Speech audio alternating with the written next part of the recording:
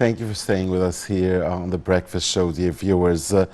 As we told you at the outset, one of our main topics here in the program will be women empowerment and the role, the integral and essential role women play in the development of society. And with us now here in the studio is Dr. Nermeen Roushdy, strategic transformation expert and HR consultant. A very good morning to you, Dr. Nermeen. Happy Ramadan. Thank you for joining us. So, women indeed play the integral role or the essential role in the development of society. Can you expand on that? The women represents the sister, the mother, the relative, the wife, the daughter. So I believe that they represent a profound role in the society. They are responsible for creating the infrastructure. They help, they support, they advise. So I think this is a huge topic to discuss because there are lots of details. Yes. Yes. But certainly the advanced nations, the developed societies, women play the integral role, I guess, in the development. So what about the advancement that we've seen here in Egypt in the past few years? I guess we have seen some strides. Can you tell us about that? Yes, I think the presidential program 2030 for the Egyptian transformation companies and that we reflect on society had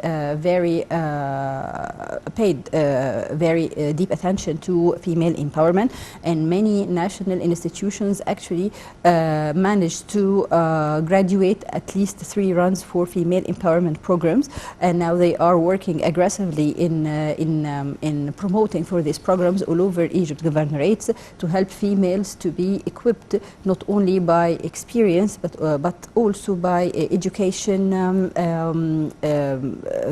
exposure, to get to know the know-how of the latest technologies and application globally. So when they are in leadership positions, or even if they decided just like to stay home and take care of their kids, they are really prepared to go forward with the vision.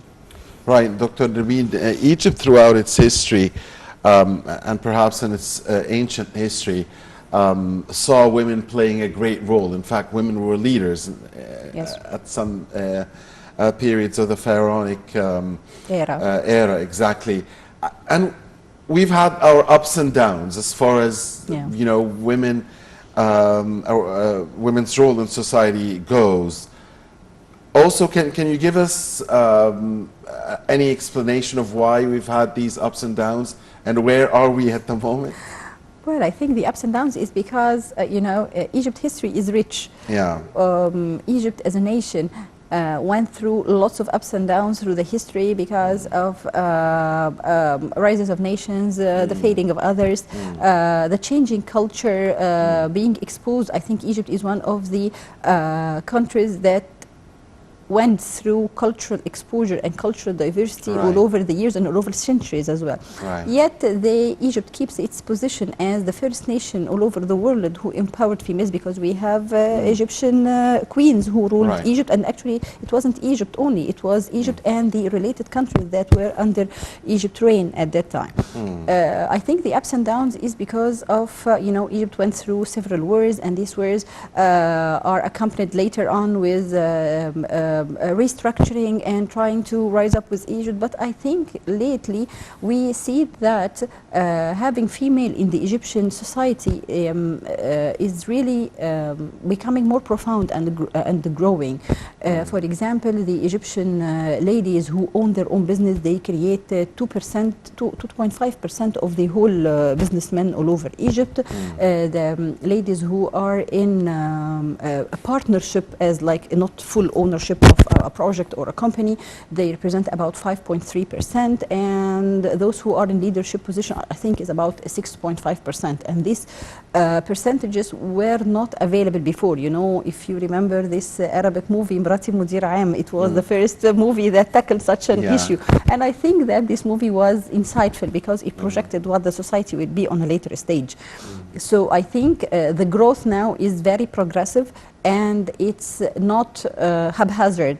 It's very well studied. We have calculated the steps, they are so measured, we know the output, the feedback, and the impact on the society. And I think it shows actually, and it reflects how Egypt in general, and of course the president believes in the Egyptian females. Right. Dr. Nermeen, I guess two very important sectors for the development of any society are the sectors of health and education. Yes. And we can see a great role that women play in education. For instance, they are mostly the teachers Yes. to the younger generations, and also in the health sector, doctors and nurses and so on. Yeah. Can you also expand on the importance of these sectors and the role that women play in these two vital sectors? Well, let's start first by schools. Schools, the culture of schools now is totally different than it used to be before. Right. Before, we used to have teachers who are specialized in just teaching or working in schools. Now, many females who do not want to pursue a professional career, maybe she's a doctor, she's a pharmacist or whatever, and she wants to pay more attention to her kids, she make a shift career and she starts to teach in school. So by allowing such a shift career approach, it helps to change the vision of people about schools, about teaching. It also make the students linked directly with the application. They're not only visualizing, information, they have to study and then just like answer the exam and let go. They have how it's applied on a practical life. Even the curriculums in school has been changed a lot. Having the females there, maybe because females have this maternal touch, so it helps to contain students to embrace change, to walk them through culture and education. This is from the educational perspective. Yeah. As for the medical perspective, I think females generally dominate the nursing industry. It's worldwide. Yes, yes. Maybe because they have this compassion, they can understand that when you have a patient in pain or something. This doesn't mean that the males do not do this, but I think the female, Sure, with her touch and her understanding and her fragile, structure, as per physiology. So I think she can do this role, and of course, as a doctor, she will perform. Yes. Dr. Nermeen, throughout important events in our history, women have had great roles. One of these great events is the 10th of Ramadan or the 6th of October War victory. So can you tell us about the role that women played in the victory, the 10th of Ramadan or the 6th of October War victory? Their role was heroic, actually. Yeah. I believe that the soldiers are not only on the front line or on the fire line. They might be there backstage. They are enhancing and equipping their children. They stress on loyalty, on citizenship, on devotion, on dedication, on sacrifice as well. So I think that we won't have our courageous soldiers unless they have great female army preparing them in form of mothers, wives, sisters. I think the females also play a very important role in this war, because they took the responsibility of the house and the society as well, while men are busy with the enemy. So I think it's a sort of equal role where the soldiers, their role is really clear, vivid and visual, but the females, since they are just like the backstage, nobody is really aware, but I believe deep down inside we understand how the female played a very important role. They also help to support soldiers, to cover up for them, to hide them in their homes, and I think this takes huge, it's a very big challenge and needs a courageous personality to do such a thing, because they are jeopardizing the security of themselves and their family as well. Indeed, indeed. Dr. Nermeen, what are some of the obstacles that are still hindering the development of society at large, or the development of the role of women in society at the moment? Some obstacles that we need to overcome as soon as we can. I think it's the cultural default setups.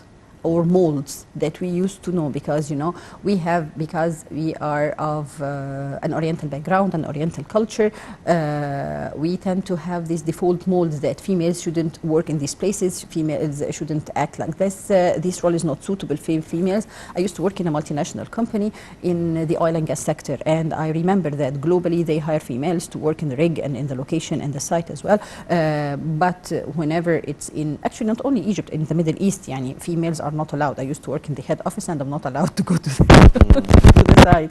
Yet I totally understand, because because of the hazard, the situation there, and the great criticality of the situation. I think it's out of respect, not out of framing the growth of the females, because I used to work in this company and I really had a good position as an HR director. So but I believe this is in the process of change. I think it takes tiny steps, but these steps are very promising and they are very encouraging, and I believe now we see females maybe are there as an engineers staying in construction sites, so I think now we are going on the right track. Okay, I was just smiling here because you had mentioned the movie Mrati Mudir Aam earlier.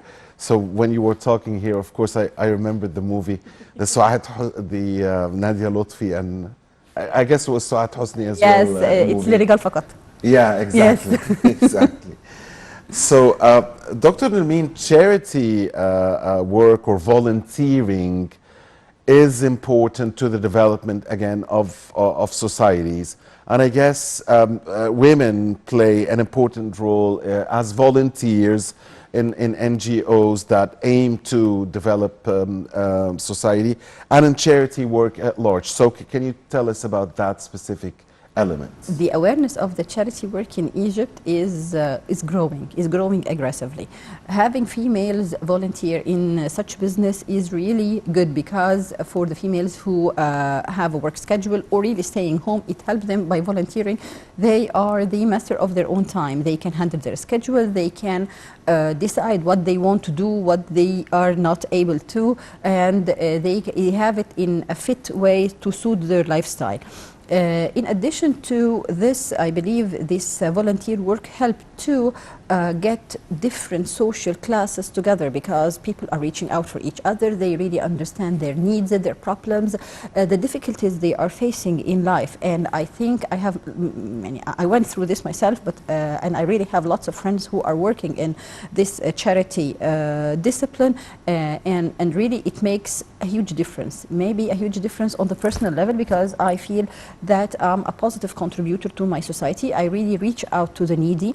It helps people to connect and communicate, because we try to convince others to volunteer with us. So I think it's a very smooth and soft way around to promote for the charity work. And having the females really going the extra mile in this arena, I think it's suitable, maybe because of the female touch. It helps them to, as I told you, they are the master of their own timing and the master of their own activities as well. But I think it's addictive, because once you start it, you can never stop. So I think plus come in the awareness campaigns that also accompany this charity work. I think it creates lots of changes in our society and lots of achievements as well. Right. Dr. Nermeen, we are in Ramadan, so I guess that charity work in Ramadan usually takes an extra stride, yes, an extra mile. So how do you see this Ramadan different from others? Of course, we are better when it comes to the situation of the COVID-19 pandemic, much better than last year or the year before. But there's the challenge. There are challenges as well. The economic challenges, I guess. So, can you tell us about charity work in this Ramadan? How different? Well, I believe the COVID exposure make people understand that we are back to the new now.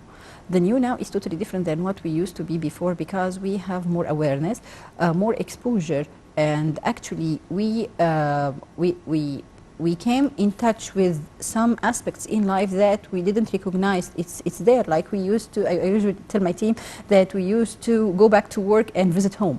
But now we understand when things were locked out and we are staying home and we have to communicate and deal with others, people became in touch with other people. And I think alhamdulillah that we passed the COVID pandemic, and now people are starting to be back to the normal life.